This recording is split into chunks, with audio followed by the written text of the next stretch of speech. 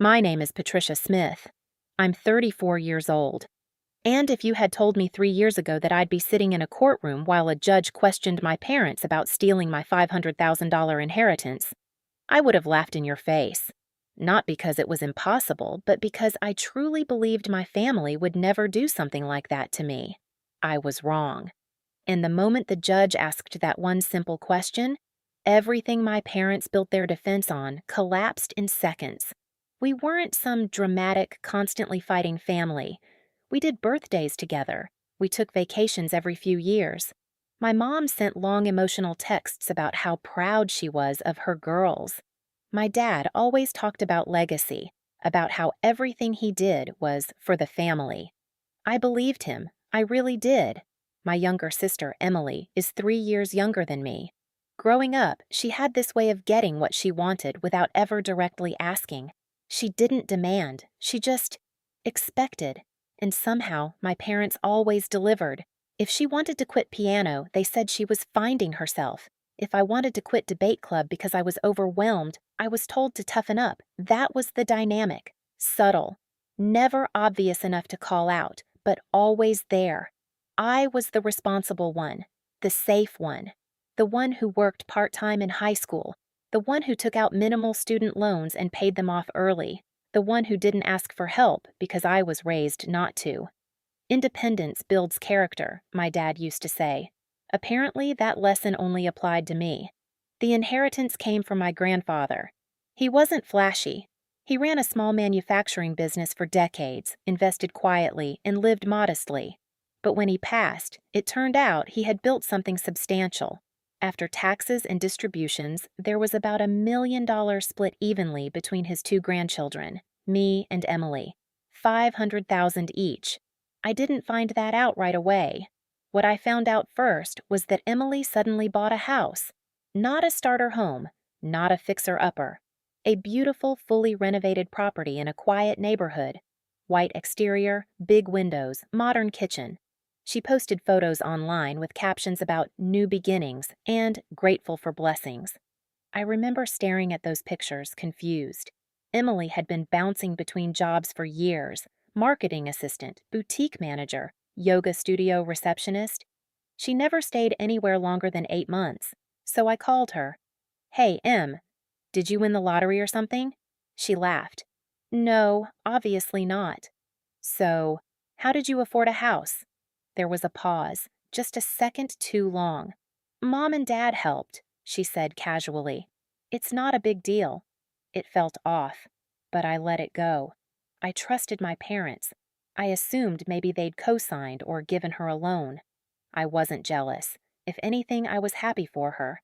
I thought, maybe they're just in a better financial position now. 2 weeks later, my mom called me over for dinner. "We need to talk about something important," she said. Her voice was overly calm, cheerful in that rehearsed way. When I walked into their dining room that night, it felt staged. My dad sat at the head of the table. Emily was already there, smiling but not meeting my eyes. There was a folder sitting in front of my seat. That's when my stomach dropped. My dad cleared his throat. "Patricia, there's something we need to explain, and we need you to be mature about it." Mature. That word.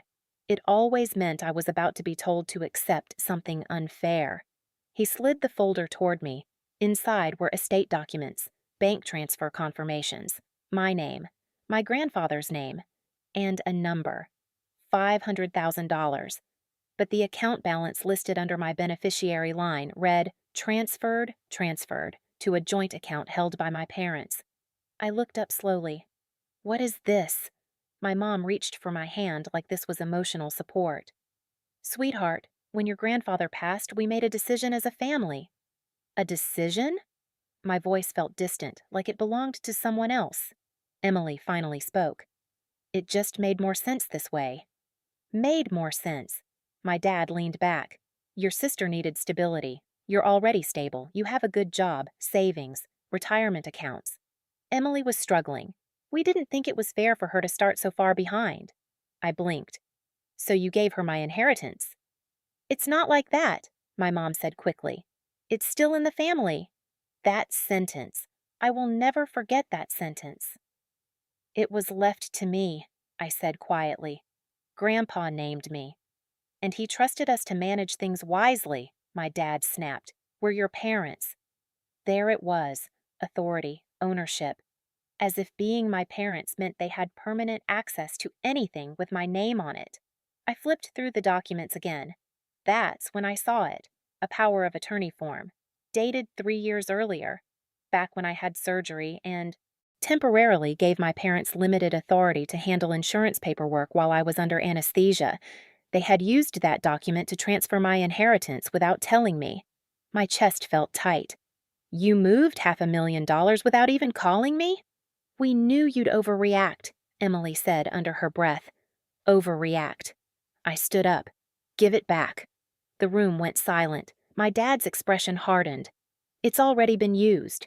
Used. On the house. On renovations. On furnishings. On closing costs. My money. Gone. You stole from me, I said. My mom gasped like I'd cursed. Don't use that word. What word should I use? I asked. Because legally, that's exactly what this is. My dad's voice dropped low. Be very careful, Patricia. You're talking about your family. I left that night shaking, not crying, not screaming, just numb.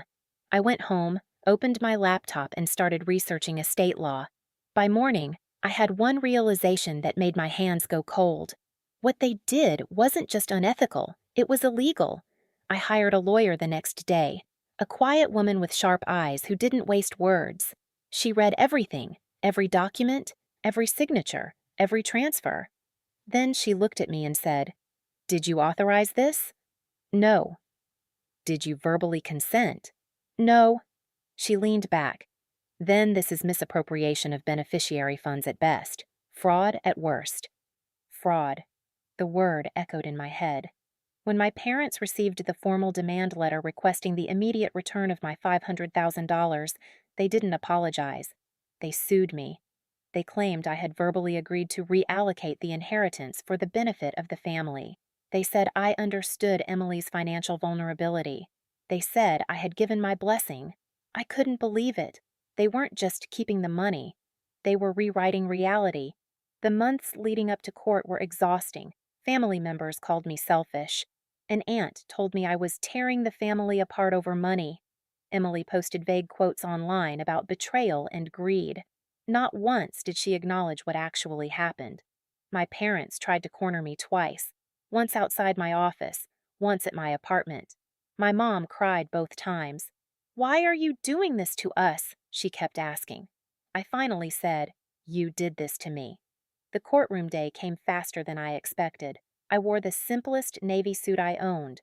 No dramatic makeup, no performance, just facts. My parents sat across the room with their attorney. Emily sat behind them, staring at her phone. The judge was calm, methodical. He flipped through the file for a long time without speaking.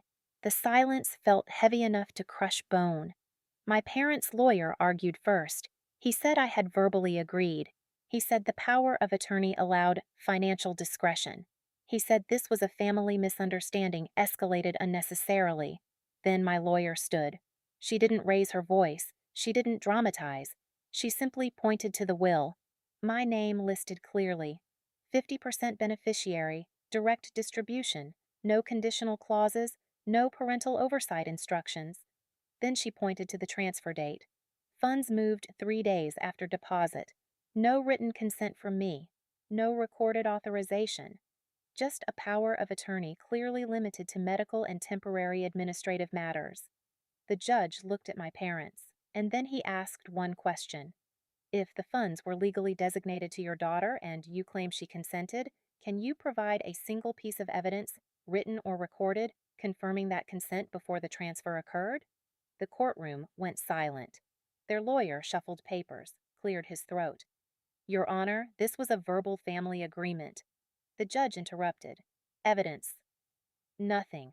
My dad's jaw tightened. My mom looked down at her hands. The judge continued. Because what I see here is a beneficiary designation being overridden without documentation. That is not a misunderstanding. That is a violation. You could feel the shift in the room. The entire case they built relied on me staying quiet, on me feeling guilty, on me backing down. The judge ruled that the transfer was unauthorized. He ordered full restitution of the $500,000 plus legal fees. He also referred the matter for further review regarding potential financial misconduct. My mom started crying. My dad looked stunned, not angry, not defensive, just shocked that authority didn't automatically protect him. Emily didn't look at me once. Outside the courtroom, my mom grabbed my arm. "You've made your point. Please stop." I pulled my arm away gently. "I didn't make this point. The law did." The money was eventually returned through a structured liquidation of the house and additional assets. It took months. It was messy. Their reputation suffered, relationships fractured.